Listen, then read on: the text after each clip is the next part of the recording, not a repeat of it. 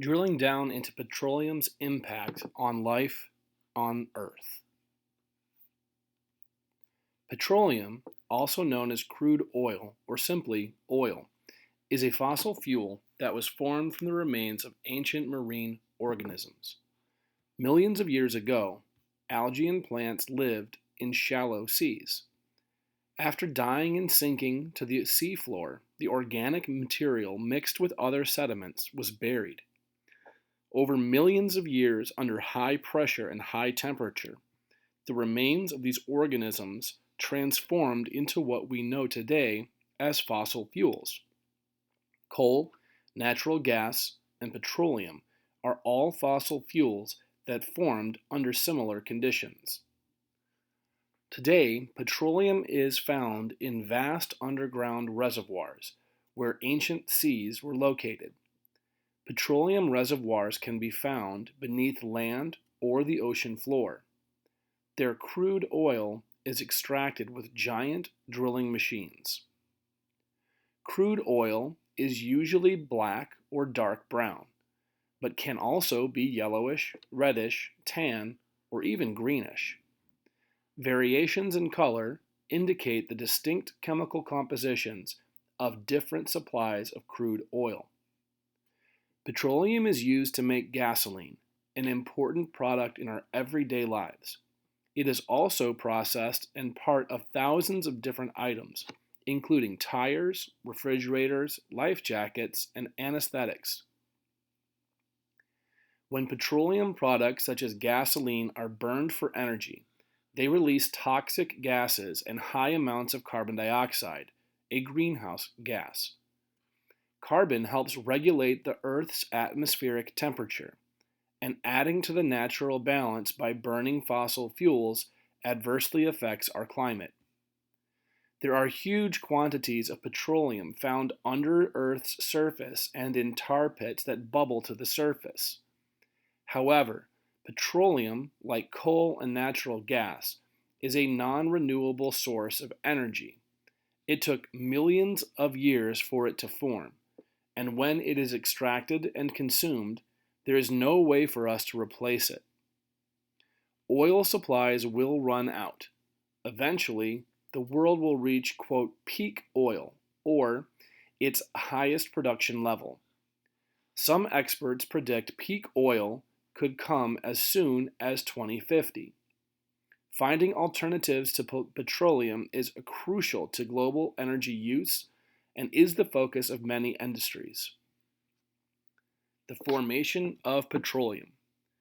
The geological conditions that would eventually create petroleum formed millions of years ago when plants, algae, and plankton drifted in oceans and shallow seas. These organisms sank to the seafloor at the end of their life cycle. Over time, they were buried and crushed under millions of tons of sediment and even more layers of plant debris. Eventually, ancient seas dried up and dry basins remained, called sedimentary basins. Deep under the basin floor, the organic material was compressed between Earth's mantle with very high temperatures and millions of tons of rock and sediment above. Oxygen was almost completely absent in these conditions, and the organic matter began to transform into a waxy substance called kerogen. With more heat, time, and pressure, the kerogen underwent a process called catagenesis and transformed into hydrocarbons. Hydrocarbons are simply chemicals made up of hydrogen and carbon. Different combinations of heat and pressure can create different forms of hydrocarbons. Some other examples are coal, peat, and natural gas. Sedimentary basins, where ancient seabeds used to lie, are sometimes sources of petroleum. In Africa, the Niger Delta, sedimentary basins cover land in Nigeria, Cameroon, and Equatorial Guinea.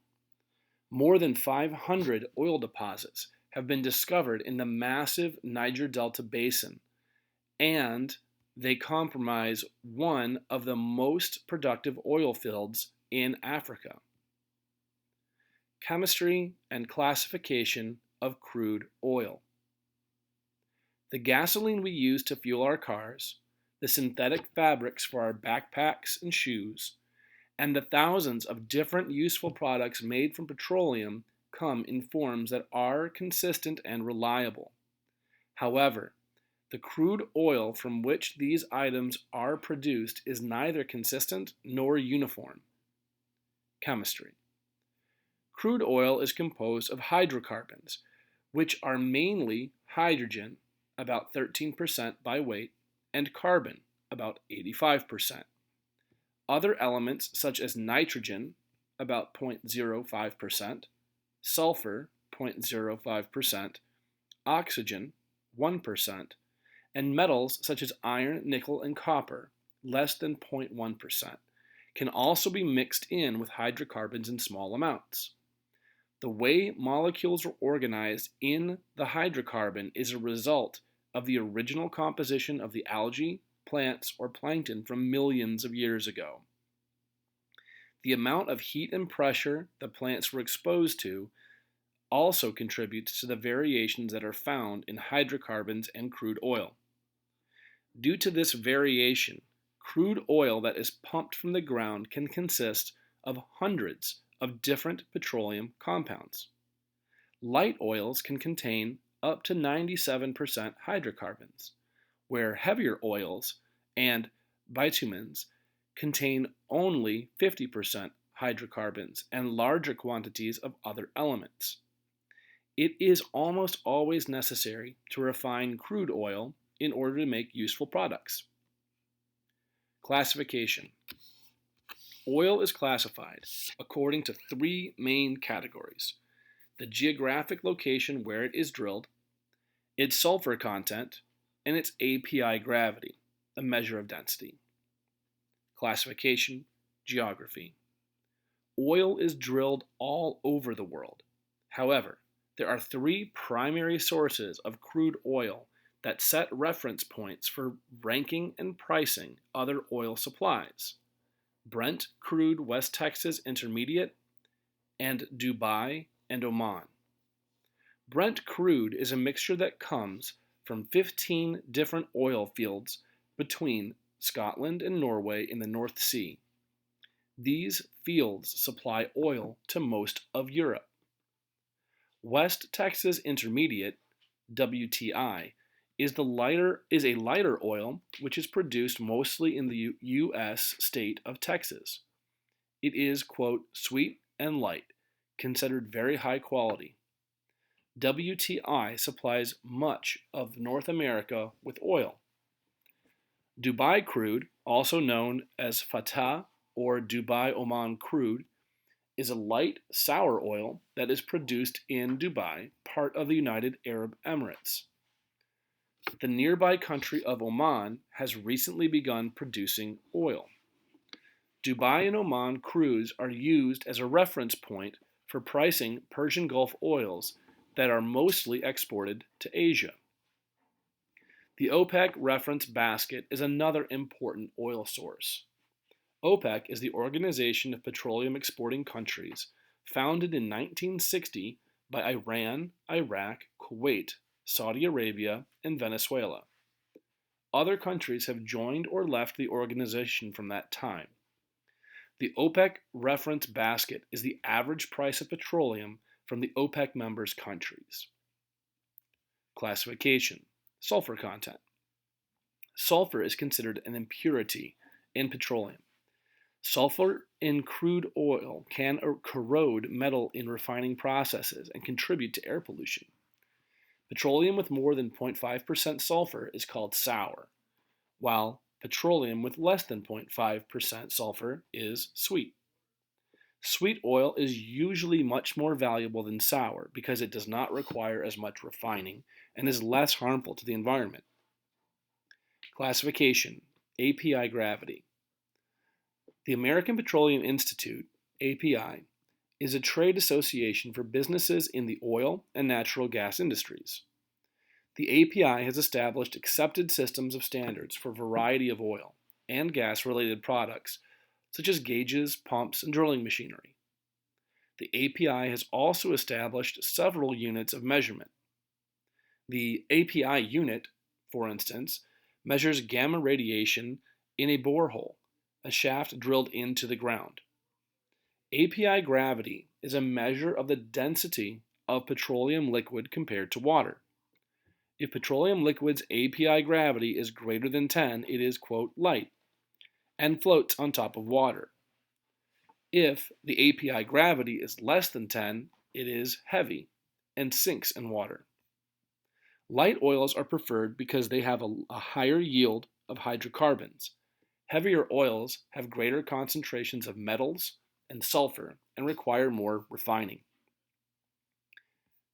Petroleum reservoirs. Petroleum is found in underground pockets called reservoirs. Deep beneath the earth, pressure is extremely high. Petroleum slowly seeps out toward the surface, where there is lower pressure. It continues this movement from high to low pressure until it encounters a layer of rock that is impermeable. The petroleum then collects in reservoirs, which can be several hundred meters below the surface of the earth. Petroleum can be contained by structural traps, which are formed when massive layers of rock are bent or faulted, broken, from the Earth's shifting land masses. Oil can also be contained by stratigraphic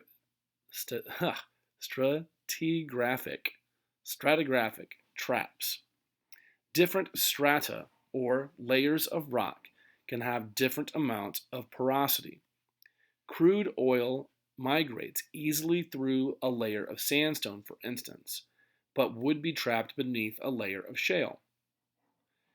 Geologists, chemists, and engineers look for geological structures that typically trap petroleum. They use a process called seismic reflection to locate underground rock structures that might have trapped crude oil. During the process, a small explosion is set off. Sound waves travel underground, bounce off different types of rock, and return to the surface. Sensors on the ground interpret the returning sound waves to determine the underground geological layout and the possibility of a petroleum reservoir. The amount of petroleum in a reservoir is measured in barrels or tons. An oil barrel is about 42 gallons. This measurement is usually used by oil producers in the United States. Oil producers in Europe and Asia tend to measure in metric tons. There are about 6 to 8 barrels of oil in a metric ton. Crude oil is frequently found in reservoirs along with natural gas. Sometimes, natural gas is either burned or allowed to escape into the atmosphere. Technology has also been developed to capture the natural gas and either re-inject it into the well or compress it into liquid natural gas. Liquid natural gas is easily transportable and has versatile uses. Carbon cycle. There are major disadvantages to extracting fossil fuels, and extracting petroleum is a controversial industry. Carbon, an essential element on Earth, makes up about 85% of the hydrocarbons in petroleum. Carbon constantly cycles between the water, land, and atmosphere. Carbon is absorbed by plants and is part of every living organism as it moves through the food web. Carbon is naturally released through volcanoes, soil erosion, and evaporation. When carbon is released into the atmosphere, it absorbs and retains heat, regulating Earth's temperature and making our planet habitable.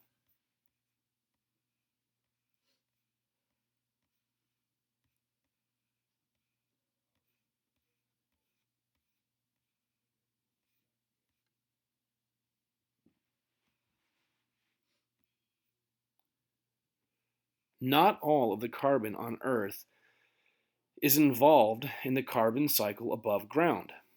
Vast quantities of it are sequestered or stored underground in the form of fossil fuels and in the soil. This sequestered carbon is necessary because it keeps Earth's, quote, carbon budget balanced. However, that budget is falling out of balance.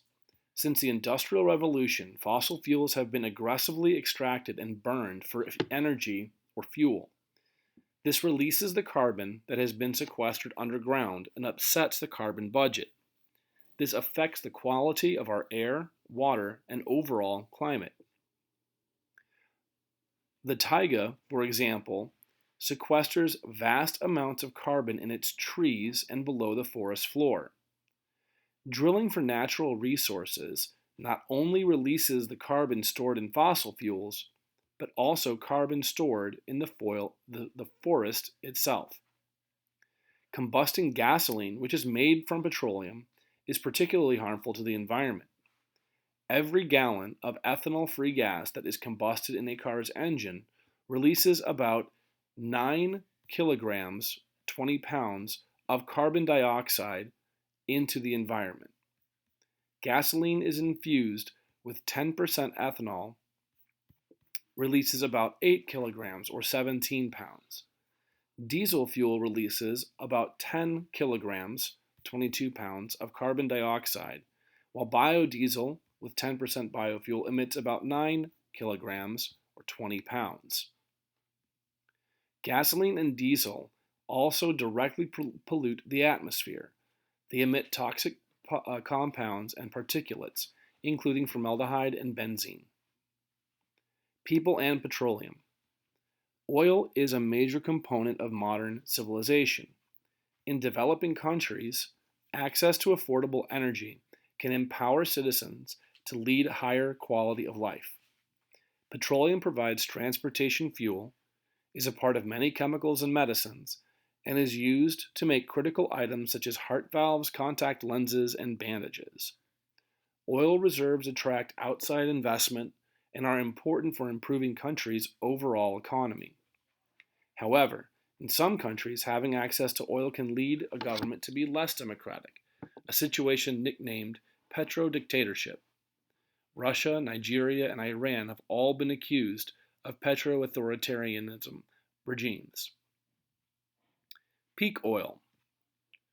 Oil is a non-renewable resource, and the world's oil reserves will not always be enough to provide for the world's demand for petroleum. Peak oil is at the point when the oil industry is extracting the maximum possible amount of petroleum. After peak oil, petroleum production will only decrease. After peak oil, there will be a decline in production and a rise in cost for the remaining supply. Measuring peak oil uses the reserves to production ratio, RPR. This ratio compares the amount of proven oil reserves to the current extraction rate. The reserves to production ratio is expressed in years. According to one industry report, the United States has an RPR of about 9 years. The oil-rich developing nation of Iran, which has a much lower consumption rate, has an RPR of more than 80 years. It is impossible to know the precise year for peak oil. Some geologists argue that it is already past, while others maintain that extraction technology will delay peak oil for decades. Many geologists estimate that peak oil might be reached within 20 years. Petroleum alternatives. Individuals, industries, and organizations are increasingly concerned with peak oil and environmental consequences of petroleum extraction. Alternatives to oil are being developed in some areas, and governments and organizations are encouraging citizens to change their habits so we do not rely so heavily on oil. Bioasphalts, for example, are asphalts made from renewable sources such as molasses, sugar, corn, potato starch, or even byproducts of oil processes. Algae is also a potentially enormous source of energy.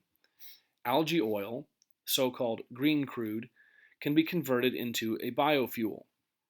Algae grows extremely quickly and takes up a fraction of the space used by other biofuel feedstocks. About 38,849 square kilometers, or 15,000 square miles of algae, less than half the size of the U.S. state of Maine, would provide enough biofuel to replace all of the U.S. petroleum's needs. Algae absorbs pollution, releases oxygen, and does not require fresh water. The country of Sweden has made it a priority to drastically reduce its dependence on oil and other fossil fuel energy by 2020. Experts in agriculture, science, industry, forestry, and energy have come together to develop sources of sustainable energy, including geothermal heat pumps, wind farms, wave and solar energy, and domestic biofuel for hybrid vehicles. Changes in society's habits, such as increasing public transportation and video conferencing for businesses, are also part of the plan to decrease oil use.